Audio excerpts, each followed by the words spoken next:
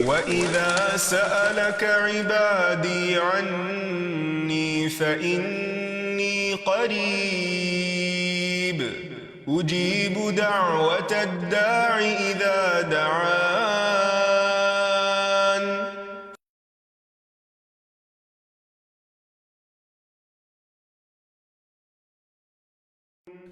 نحمده ونصلي على رسوله الكريم اما بعد فاعوذ باللہ من الشیطان الرجیم بسم اللہ الرحمن الرحیم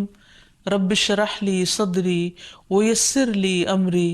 واحلل عقدۃ من لسانی یفقهوا قولی. السلام علیکم ورحمۃ اللہ وبرکاتہ. ناظرین، پروگرام دعا کیجئے کے ساتھ آپ کی خدمت میں حاضر ہیں. آج ہم انشاءاللہ رنج و غم سے ازالے کی دعائیں آپ کے ساتھ شیئر کریں گے کہ انسان جب اپنے دل میں کسی بھی چیز کے بارے میں کوئی غم یا پریشانی محسوس کر رہا ہو تو اس کو دور کرنے کے لیے، اس کے ازالے کے لیے کن الفاظ سے اپنے رب کو پکارے، کیونکہ رب کے سوا اور کون ہے جو کسی بے قرار کی سننے والا ہو. قرآن مجید میں اللہ تعالیٰ فرماتے ہیں اَمَّن يُجِيبُ الْمُضْطَرَّ إِذَا دَعَاهُ وَيَكْشِفُ السُّوءَ. پھر بھلا بتاؤ وہ کون ہے جو بے قرار کی، مضطر کی پکار سنے اور اس سے تکلیف کو ہٹا دے. وہ صرف اللہ سبحانہ وتعالیٰ ہی ہے، اور ہمارے دل بھی اسی کے ہاتھ میں ہیں، وہ جس طرف چاہے ان کو پھیر دے. کیونکہ بعض اوقات انسان ہر چیز کے ہوتے ہوئے، ہر نعمت کے ہوتے ہوئے اپنے دل کے اندر ایک غم، ایک ڈپریشن، ایک تکلیف محسوس کرتا ہے. اور بعض اوقات اسباب کچھ جانے بوجھے ہوتے ہیں، اور بعض اوقات اسباب جانتا بھی نہیں انسان، اور فگر آؤٹ کرنے کے باوجود، انالائز کرنے کے باوجود، مختلف سچویشنز کو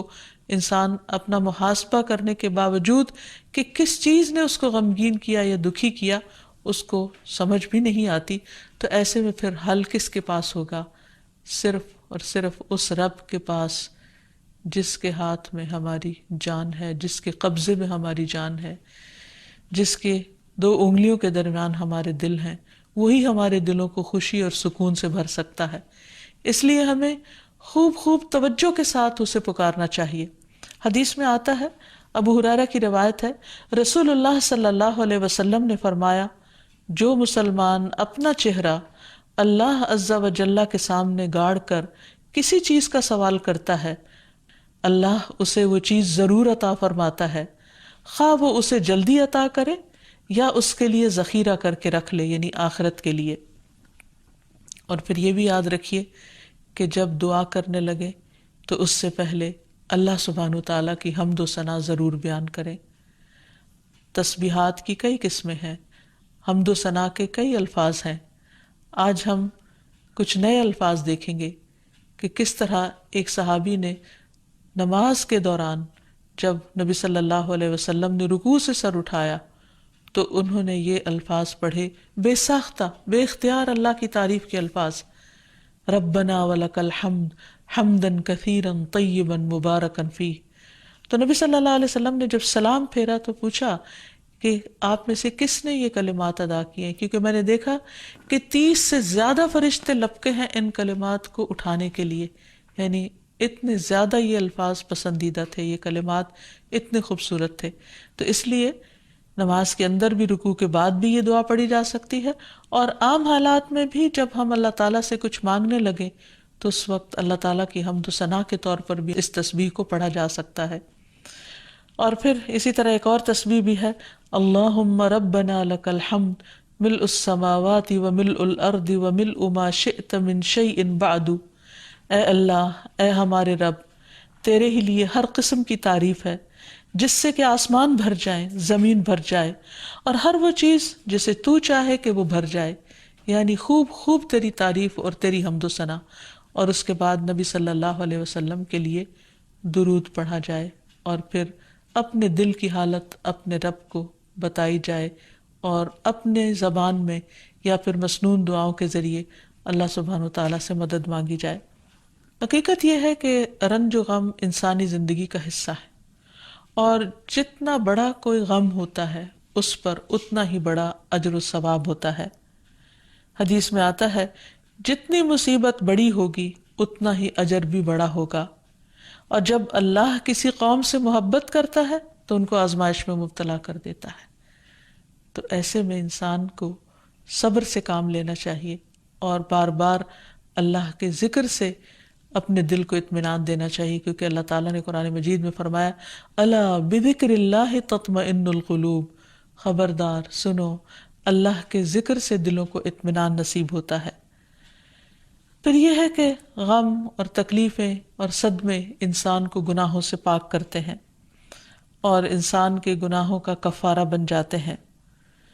ام سلمہ رضی اللہ عنہا سے مروی ہے، وہ کہتی ہیں کہ میں نے رسول اللہ صلی اللہ علیہ وسلم کو فرماتے ہوئے سنا، جب اللہ تعالیٰ بندے کو کسی مصیبت کے ساتھ آزماتا ہے اور وہ اپنی حالت اور کیفیت کی بنا پر اسے ناپسند کرتا ہے تو اللہ تعالیٰ اس تکلیف کو اس کے گناہوں کا کفارہ اور اسے پاک کرنے کا سبب بنا دیتے ہیں،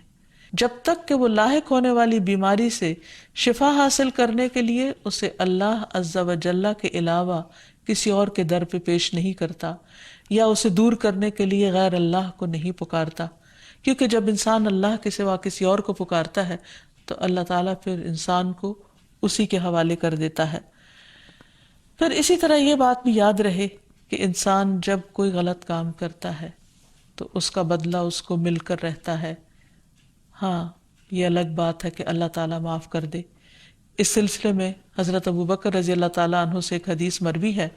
وہ کہتے ہیں کہ اے اللہ کے رسول صلی اللہ علیہ وسلم، اس آیت کے بعد درستگی کیسے ہو سکتی ہے، ہماری جان کیسے چھوٹ سکتی ہے کہ لیس بامانیکم ولا امانی اہل الکتاب من یعمل سوءا یجز بہ ولا یجد لہ من دون اللہ ولیا ولا نصیرا، کہ نجات کا دار و مدار نہ تمہاری آرزوؤں پر ہے اور نہ اہل کتاب کی آرزوؤں پر، جو بھی برے کام کرے گا اس کی سزا پائے گا اور اللہ کے سوا کسی کو اپنا حامی و مددگار نہ پائے گا، جو بھی ہم کام کریں گے اس کا بدلہ تو ہم کو دیا جائے گا۔ تو آپ صلی اللہ علیہ وسلم نے فرمایا اے ابو بکر، اللہ تم کو بخشے، کیا تم بیمار نہیں ہوتے؟ کیا تم غمگین اور رنجیدہ نہیں ہوتے؟ کیا تم تنگی اور پریشانی سے دوچار نہیں ہوتے؟ وہ کہتے ہیں میں نے کہا جی ہاں۔ آپ نے فرمایا اسی طرح تو تم کو بدلہ دیا جاتا ہے، یعنی قرآن مجید میں یہ جو آتا ہے نا من یعمل سوءا یجز بہ، جو برا کرے گا بدلہ پائے گا، تو یہ بیماریاں، تکلیفیں، دکھ، یہ ایک طرح سے بدلہ ہیں۔ پھر یہ یاد رکھیے کہ انسان پر جب بھی کوئی غم یا تکلیف یا پریشانی آئے تو وہ اپنے غم کا حال اپنے رب کو سنائے،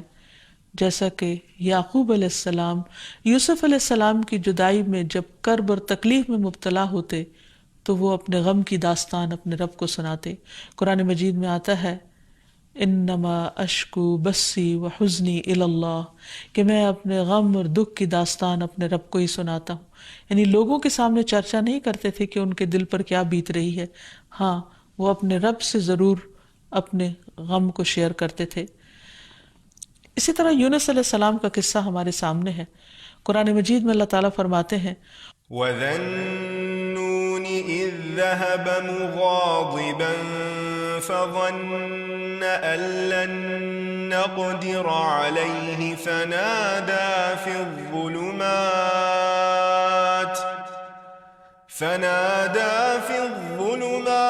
أَن لَّا إِلَٰهَ إِلَّا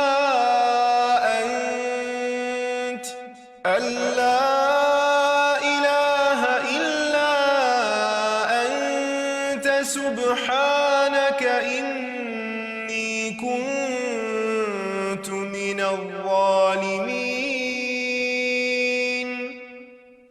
فاستجبنا له ونجيناه من الغم وكذلك ننجي المؤمنين۔ اور مچھلی والے کو جب وہ غصے سے بھرا ہوا چلا گیا،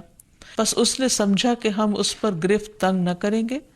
تو اس نے اندھیروں میں پکارا کہ تیرے سوا کوئی معبود نہیں، تو پاک ہے، یقیناً میں ظلم کرنے والوں میں سے ہوں۔ تو ہم نے اس کی دعا قبول کی اور اسے غم سے نجات دی، اور اسی طرح ہم ایمان لانے والوں کو نجات دیتے ہیں، یعنی جس طرح یونس علیہ السلام کو اس کلمے کی بدولت غم سے نجات دی، تو اللہ تعالیٰ کا وعدہ ہے کہ باقی اہل ایمان کو بھی ہم غم سے نجات دیں گے اسی کلمے کی برکت سے۔ پھر اسی طرح یہ ہے کہ انسان عملی طور پر بھی کچھ طریقے اختیار کرے غم کو دور کرنے کے، یعنی دعاؤں کے ساتھ ساتھ۔ اس میں سب سے پہلی بات تو یہ کہ انسان جب اس سے کوئی چیز کھو جائے، کوئی انسان فوت ہو جائے، تو اسے اللہ تعالیٰ کا فیصلہ سمجھ کر قبول کرے کہ ایسا تو ہونا تھا، کیونکہ دنیا میں کوئی بھی چیز ہمیشہ کے لیے انسان کے پاس نہیں رہ سکتی۔ انسان کی صحت، اس کی اولاد، اس کا مال و دولت، اس سے ملنے والے بے شمار نعمتیں، یہ اللہ تعالیٰ کی طرف سے ایک امانت ہے، اور اپنا وقت پورا کرنے کے بعد ایک چیز رخصت ہوتی چلی جاتی۔ کوئی بھی چیز انسان کے پاس ہمیشہ نہیں رہ سکتی، اور دس از اے فیکٹ، یہ ایک یقینی بات ہے، اس پر انسان کا ایمان ہونا چاہیے۔ اور جب اللہ تعالیٰ کوئی چیز دے تو انسان شکر ادا کرے، اور جب کوئی چیز لے لے تو سمجھے کہ اب اللہ تعالیٰ نے اپنی نعمت واپس لے لی اور اس پر مجھے جزا فضا کرنے کا کوئی حق نہیں ہے۔ پھر اسی طرح یہ ہے کہ انسان اللہ پر بھروسہ کرے، اور ایک چیز جانے کے بعد یہ سوچے کہ اللہ تعالیٰ مجھے اس سے بہتر عطا کریں گے، یعنی اللہ تعالیٰ کے بارے میں مثبت سوچ رکھے، اسے اللہ تعالیٰ کا ظلم قرار نہ دے کہ میرے ساتھ اچھا نہیں ہوا کہ اللہ نے مجھ سے فلاں چیز لے لی۔ نہیں، نبی صلی اللہ علیہ وسلم نے حضرت ام سلمہ کو یہ دعا سکھائی تھی، اللہم اجرنی فی مصیبتی واخلف لی خیرا منہا، جب ان کے شوہر ابو سلمہ کا انتقال ہوا تھا کہ اللہ مجھے اس مصیبت میں اجر عطا کر اور مجھے اس سے بہتر چیز عطا کر، اور بعد میں ان کا نکاح نبی صلی اللہ علیہ وسلم کے ساتھ ہوا۔ پھر اسی طرح یہ ہے کہ جو شخص اللہ تعالیٰ کے فیصلوں پر راضی ہو جاتا ہے، اللہ تعالیٰ بھی اس سے راضی ہوتا ہے، تو اس لیے تکلیف آنے پر بھی انسان کو الحمدللہ کہنا چاہیے کہ اللہ تیرا شکر ہے، یعنی میں ہر حال میں تجھ سے راضی ہوں۔ نبی صلی اللہ علیہ وسلم پر کوئی تکلیف یا رنج و غم کی کیفیت آتی تو آپ فرماتے الحمدللہ علی کل حال، میں ہر حال میں اللہ تعالیٰ کا شکر ادا کرتا ہوں۔ پھر اسی طرح یہ ہے کہ انسان کثرت سے تسبیح کرے، کیونکہ تسبیح کرنا انسان کے رنج و غم کو دور کر دیتا ہے۔ وَلَقَدْ نَعْلَمُ أَنَّكَ يَضِيقُ صَدْرُكَ بِمَا يَقُولُونَ فَسَبِّحْ بِحَمْدِ رَبِّكَ وَكُن مِّنَ السَّاجِدِينَ وَاعْبُدْ رَبَّكَ حَتَّى يَأْتِيَكَ الْيَقِينُ، اور بلا شبہ یقیناً ہم جانتے ہیں کہ بے شک آپ کا سینہ اس سے تنگ ہوتا ہے جو وہ کہتے ہیں، یعنی لوگوں کے باتیں بنانے پر آپ تنگ ہوتے ہیں، بس اپنے رب کی حمد کے ساتھ تسبیح کیجیے اور سجدہ کرنے والوں میں سے ہو جائیے، اور اپنے رب کی عبادت کیجیے یہاں تک کہ آپ کے پاس یقین آ جائے، یعنی وفات کا وقت آ جائے۔ تو اس آیت سے یہ پتہ چلتا ہے کہ رنج و غم کا علاج کثرت سجود میں ہے، اور اللہ سبحانہ و تعالیٰ کی تسبیح میں، اور دوام کے ساتھ، کنسسٹنسی کے ساتھ اللہ تعالیٰ کی عبادت کرتے رہنے میں۔ یعنی عموماً جب انسان پر کوئی غم آ جاتا ہے تو عبادت کی قوت کم ہو جاتی ہے، حالانکہ عبادت ہی اس غم کو دور کرنے کا ذریعہ بنتا ہے، تو اس کی پابندی ضروری ہے۔ نبی صلی اللہ علیہ وسلم جب بھی کوئی تکلیف ہوتی، جب بھی کوئی پریشانی ہوتی، فوراً نماز کی طرف رجوع کیا کرتے تھے۔ فرض نماز کے علاوہ نوافل سے بھی مدد لینی چاہیے، یعنی اللہ سبحانہ و تعالیٰ کے حضور سجدے میں پڑ جانا چاہیے تاکہ انسان کی پریشانی دور ہو جائے۔ پھر اسی طرح انسان صبر سے کام لے۔ اللہ تعالیٰ فرماتے ہیں وَاصْبِرْ وَمَا صَبْرُكَ إِلَّا بِاللَّهِ، صبر کیجئے اور آپ کا صبر اللہ ہی کی توفیق سے ہے، یعنی جو شخص صبر کرتا ہے اللہ تعالیٰ اس کو پھر صبر عطا کر دیتا ہے۔ پھر اسی طرح یہ ہے کہ انسان زبان سے برے الفاظ ادا نہ کرے۔ آپ صلی اللہ علیہ وسلم نے اپنے بیٹے ابراہیم کی وفات پر آنسو تو بہائے، لیکن زبان سے کوئی ایسا جملہ نہیں نکالا جو اللہ تعالیٰ کو ناراض کرے۔ آپ نے فرمایا آنکھ روتی ہے، دل غمگین ہوتا ہے، مگر ہم وہی بات کہتے ہیں جس سے ہمارا رب راضی ہے۔ اے ابراہیم، ہم تمہاری جدائی کے سبب غمگین ہیں، یعنی ہمیں دکھ ضرور ہے لیکن زبان سے کوئی ایسی بات نہیں کریں گے جو اللہ تعالیٰ کو ناراض کرنے والی ہو۔ پھر اسی طرح انسان جزا فضا نہ کرے بلکہ اللہ تعالیٰ کا ذکر کرے، کیونکہ انسان زبان سے اگر ایسی باتیں نکالے بھی جو اللہ تعالیٰ کو ناراض کرنے والی ہیں، تو اس سے انسان کے غم کا ازالہ نہیں ہو سکتا۔ اور پھر سب سے بڑی بات یہ کہ انسان آخرت کا غم خود کو لگا لے، کیونکہ جو شخص آخرت کے غم میں مبتلا ہو جاتا ہے اس کے لیے دنیا کے غم بہت آسان ہو جاتے ہیں۔ اور ساتھ ساتھ دعاؤں کے ذریعے اللہ تعالیٰ سے مدد لیتا رہے تاکہ غموں کو نبھانا آسان ہو جائے۔ نبی صلی اللہ علیہ وسلم کو جب کوئی غم پہنچتا یا کوئی پریشانی ہوتی تو آپ فرماتے، یا حی یا قیوم برحمتک استغیث، اے زندہ رہنے والے، اے قائم رہنے والے، تیری رحمت کے وسیلے سے فریاد کرتا ہوں، یا اللہ تو میرا غم دور کر دے۔ ایک اور مسنون دعا ہے، اللہم انی اعوذ بک من الہم والحزن والعجز والکسل والبخل والجبن ودلع الدین وغلبۃ الرجال۔ اے اللہ میں تیری پناہ مانگتا ہوں غم، عاجزی، سستی، بخل، بزدلی، قرضداری کے بوجھ اور ظالم کے اپنے اوپر غلبے سے۔ رسول اللہ صلی اللہ علیہ وسلم نے فرمایا، کیا میں تمہیں ایسی دعا نہ بتاؤں کہ جب کوئی رنج و غم اور الم میں مبتلا شخص اس کو پڑھے تو اس کی تکلیف دور ہو جائے؟ کہا گیا کیوں نہیں؟ آپ نے فرمایا وہ مچھلی والے کی دعا ہے، لا الہ الا انت سبحانک انی کنت من الظالمین، تیرے سوا کوئی الہ نہیں، تو پاک ہے، بے شک میں ہی ظالموں میں سے ہوں۔ اس آیت کو آیت کریمہ بھی کہا جاتا ہے۔ اس آیت کا ورد کثرت کے ساتھ کرنا چاہیے، لیکن سوچ سمجھ کر اور شعور کے ساتھ۔ اس سلسلے میں یہ یاد رہے کہ کسی خاص نمبر کی کوئی تاکید نہیں کی گئی کہ 100 دفعہ پڑھا جائے یا 1000 یا لاکھ دفعہ پڑھا جائے۔ انسان جتنی بار بھی پڑھے، پوری شعور اور توجہ کے ساتھ پڑھے تو انشاءاللہ اس کا غم دور ہو جائے گا۔ اسی طرح ابن عباس سے روایت ہے، نبی صلی اللہ علیہ وسلم پریشانی آنے پر یہ فرماتے تھے، لا الہ الا اللہ العظیم الحلیم، لا الہ الا اللہ رب العرش العظیم، لا الہ الا اللہ رب السماوات ورب الارض ورب الارض ورب العرش الکریم۔ اس اللہ کے علاوہ کوئی معبود نہیں جو بڑا عظیم اور بردبار ہے، اس اللہ کے علاوہ کوئی معبود نہیں جو عرش عظیم کا مالک ہے، اس اللہ کے علاوہ کوئی معبود نہیں جو زمین و آسمان اور عرش کریم کا رب ہے۔ اسی طرح نبی صلی اللہ علیہ وسلم نے حضرت اسماء بنت امیس کو یہ دعا سکھائی تھی، اللہ اللہ ربی لا اشرک بہ شیئا، اللہ ہی میرا رب ہے، میں اس کے ساتھ کسی کو شریک نہیں کرتا۔ تو آپ نے فرمایا جب تم میں سے کسی کو کوئی پریشانی یا غم پہنچے تو اسے یہ دعا پڑھنی چاہیے۔ اسی طرح ایک اور بہت خوبصورت دعا ہے جو ہر طرح کے غم سے نجات دینے والی ہے۔ رسول اللہ صلی اللہ علیہ وسلم نے فرمایا کسی شخص کو جب کوئی غم اور دکھ لاحق ہو تو وہ یہ کلمات کہہ لے، اللہم انی عبدک وابن عبدک وابن امتک ناصیتی بیدک ماض فی حکمک عدل فی قضاؤک اسألک بکل اسم هو لک سمیت بہ نفسک او علمتہ احدا من خلقک او انزلتہ فی کتابک او استأثرت بہ فی علم الغیب عندک ان تجعل القرآن ربیع قلبی ونور صدری وجلاء حزنی وذہاب ہمی۔ اے اللہ میں تیرا بندہ ہوں، تیرے بندے کا بیٹا اور تیری بندی کا بیٹا، میری پیشانی تیرے ہاتھ میں ہے،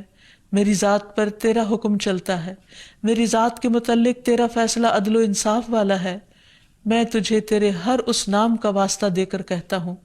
جو تو نے اپنے لیے خود تجویز کیا یا اپنی مخلوق میں سے کسی کو وہ نام سکھایا یا اسے اپنی کتاب میں نازل فرمایا یا اسے اپنے پاس علم غیب میں ہی اسے محفوظ رکھا،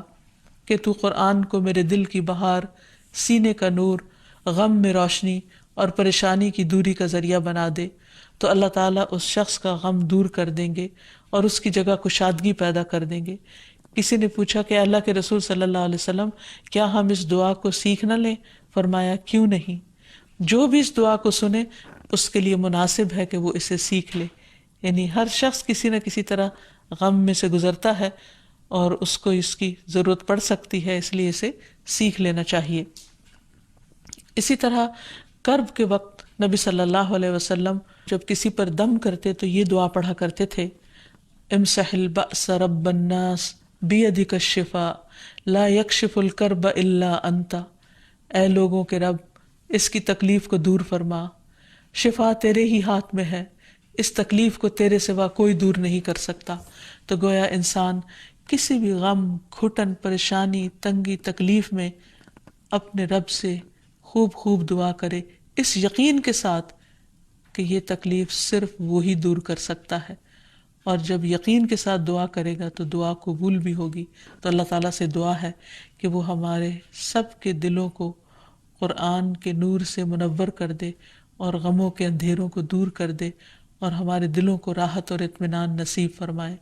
وآخر دعوانا ان الحمد للہ رب العالمین۔ السلام علیکم ورحمۃ اللہ وبرکاتہ۔ ولم أكن بدعائك رب شقيا